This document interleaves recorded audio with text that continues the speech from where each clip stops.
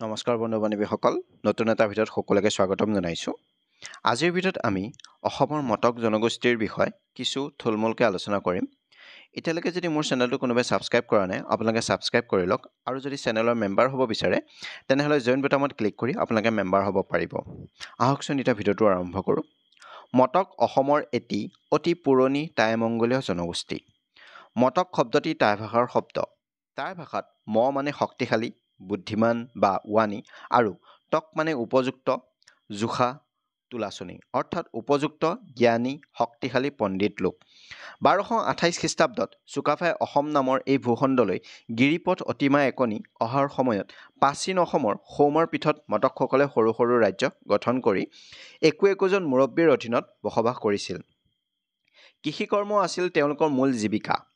চাওলুং চুকাফাই সোণোৱালী শস্যৰ দেশ অসমত প্ৰৱেশ কৰি টিপাম পাহাৰৰ দাঁতিকাষৰীয়া অঞ্চলতে মটকসকলক প্ৰথম লগ পাইছিল। টিপামত লগ পোৱা মটকৰ মুৰব্বীজনৰ সহায়ত চুকাফাই নগাসকলক পৰাস্ত কৰিছিল। এইনা মটক মুৰব্বীয়ে ৰজাক প্ৰচুৰ পৰিমাণে স্ব-উৎপাদিত বেঙেনা যোগান ধৰিছিল। বেঙেনা যোগান ধৰাৰ বাবেই স্বৰ্গদেউ লগত অহা কাংগন বৰগোহাঁই মটকৰ মুৰব্বীজনক লানমা নাম দিছিল। লানমায়ো এটি টাই ভাষাৰ শব্দ। লান মানে নাতি আৰু মা মানে বেঙেনা, অৰ্থাৎ মটক মুৰব্বীজনক বেঙেনাৰ নাতি আখ্যা দিছিল। মটকৰ উৎপত্তিৰ ইতিহাস চাওঁ আহক। মটক শব্দৰ উৎপত্তিৰ ইতিহাস বিচাৰি চালে ফুসাও শব্দৰ ইতিহাস চাব লাগিব। ফুসাও হ'ল টাইৰ এটি অন্যতম শাখা। এই শাখাটো টাই মংগোলীয় ফুঠাই থালৰ অন্তৰ্গত। ফু মানে ঠাই ভাষাত গৰাকী বা সন্মানীয় মান বিশিষ্ট মানুহ আৰু খাও মানে বগা। ফুঠাইসকলক চীন দেশৰ লাও ৰাজ্যত বসবাস কৰাৰ বাবে লাও বুলিও কোৱা হয়। ফুঠাইসকলক তিনি ভাগত ভাগ কৰা হৈছে। এই ভাগসমূহ হৈছে ফুসাও বগা পিন্ধা টাই, ফুডাম বা টাইডাম কলা পিন্ধা টাই, টাইডেং ৰঙা পিন্ধা টাই। দক্ষিণ চীন, থাইলেণ্ড, ভিয়েটনামৰ পৰা অসমলৈকে লাওসকল বিয়পি আছে। আহোম বুৰঞ্জী অনুসৰি ফুসাওসকল গুটি সিঁচা বা শস্য সিঁচা মূলৰ পৰা উৎপত্তি হৈছে।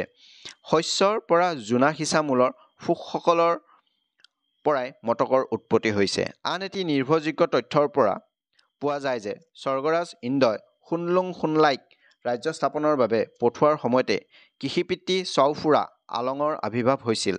চাওফুৰা আলঙৰ পূৰ্বৰ নাম আছিল খেনখাম লাংকুৰি আৰু কৃষিপিতৃ ৰূপে কেওখাই চাও থাওলুং নাম হৈছে।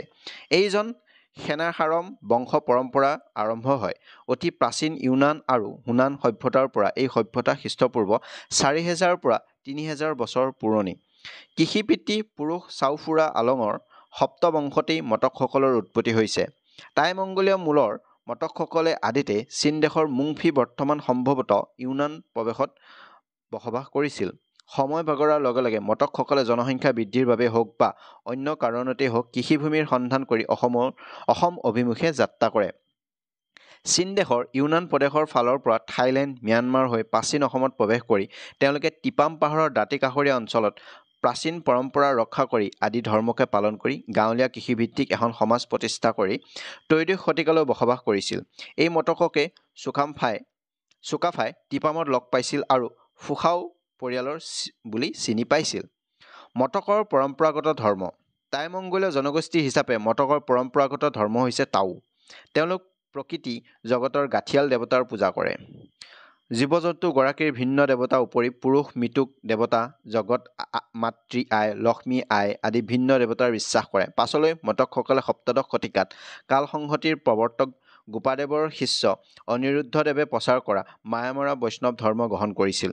মায়ামৰা ধৰ্ম গ্ৰহণ কৰাৰ পাছতো তেওঁলোকে মিশ্ৰিত ৰূপত নিজা পৰম্পৰাগত ধৰ্মীয় বিশ্বাসসমূহ ধৰি ৰাখিছে। ইমানেই আছিলে মটকসকলৰ বিষয়ে থুলমূলকৈ আমি জানিলোঁ। আৰু যদি মটকৰ ওপৰত কোনোবাই যদি বিতংভাৱে আৰু জানে তেনেহ'লে কমেণ্টত মোক জনাব। যদি ভিডিঅ'টো ভাল লাগিলে লাইক কৰিব, শ্বেয়াৰ কৰিব আৰু চেনেলটো ছাবস্ক্ৰাইব কৰিব নাপাহৰিব। ধন্যবাদ।